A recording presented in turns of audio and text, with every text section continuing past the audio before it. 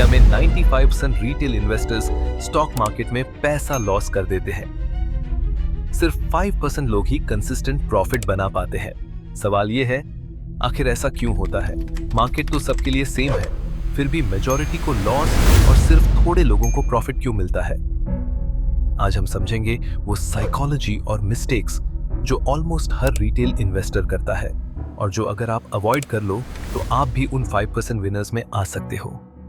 India में आज लाखों नए रिटेल इन्वेस्टर्स हर साल स्टॉक मार्केट में एंट्री ले रहे हैं। पिछले कुछ सालों में डीमैट अकाउंट्स की संख्या रिकॉर्ड लेवल पर पहुंची है। ये क्लियरली दिखाता है कि लोगों की इंटरेस्ट मार्केट में बढ़ रही है।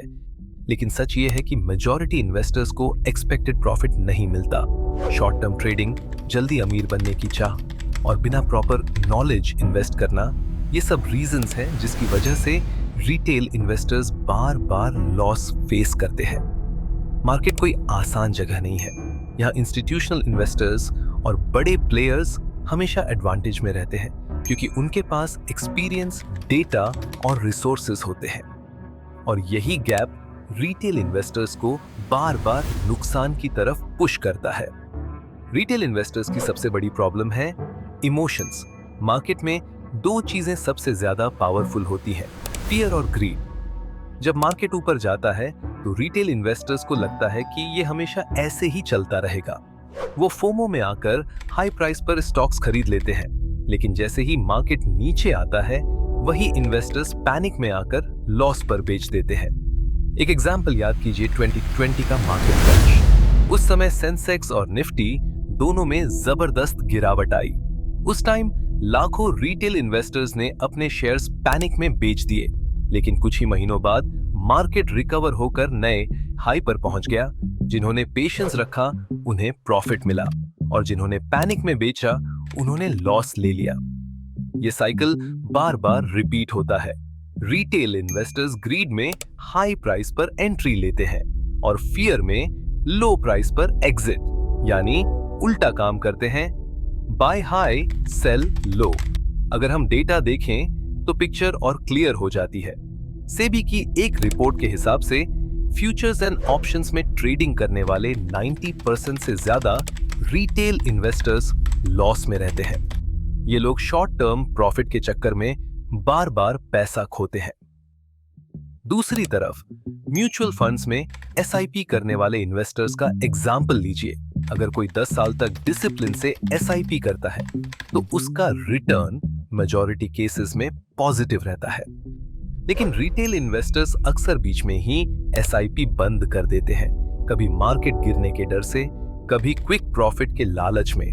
रिजल्ट ये होता है कि वो कंपाउंडिंग का असली मैजिक कभी देख ही नहीं पाते। इंस्टीट्यूशनल इन्वेस्टर्स और बड़े प्लेयर्स लॉन्ग टर्म सोचना जानते हैं। उनके पास पेशेंस और रिस्क मैनेजमेंट स्ट्रैटेजीज होती हैं। रिटेल इन्वेस्टर्स के पास न तो वही रिसोर्सेज होते हैं और न ही वही डिसिप्लिन। यही कारण है कि नंबर्स बार बार प्रूव करते हैं, retail investors majority time loss face करते हैं। तो अब सवाल यह है, रिटेल इन्वेस्टर्स इस साइकिल से कैसे बाहर निकल सकते हैं? आंसर सिंपल है, लेकिन इजी नहीं। माइंडसेट चेंज करना होगा। सबसे पहला रूल, लॉन्ग टर्म सोचना सीखो। मार्केट में जल्दी प्रॉफिट बनाने का लालच ही सबसे बड़ा दुश्मन है। पेशेंस और टाइम ही कंपाउंडिंग का असली फ्यूल है। दूसरा रूल, हर्ड मेंटालिटी अवॉइड करो। अगर सब लोग किसी स्टॉक के पीछे भाग रहे हैं, इसका मतलब ये नहीं कि वो हमेशा सही है। सोचो, एनालाइज करो और फिर इन्वेस्ट करो। तीसरा रूल, रिस्क रिस्पेक्ट करो। जितना पैसा अफोर्ड कर सकते हो उतना ही इन्वेस्ट करो। लेवरेज और क्विक ट्रेडिंग से बचो। और चौथा, डिसिप्लिन बिल्ड करो। एसआईपी जैसे टूल्स यूज करो, रेगुलरली इन्वेस्ट करते रहो और शॉर्ट टर्म नॉइज इग्नोर करो। मार्केट हमेशा सेम रहेगी, ऊपर जाएगी, नीचे आएगी, लेकिन जो इन्वेस्टर अपने इमोशंस कंट्रोल करता है वही लॉन्ग टर्म में विनर बनता है। तो दोस्तों, सिंपल सी बात है, रिटेल इन्वेस्टर्स ज्यादातर पैसा लूज करते हैं अपनी सोच और बिहेवियर की वजह से, ना कि मार्केट की वजह से। अगर आप पेशेंस, डिसिप्लिन और सही माइंडसेट अपनाओगे तो मार्केट आपके लिए वेल्थ क्रिएट करने की मशीन बन सकती है।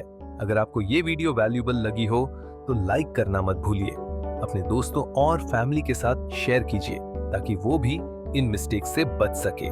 और ऐसे ही और क्लियर और इंसाइटफुल फाइनेंस कंटेंट के लिए चैनल को सब्सक्राइब कर लीजिए।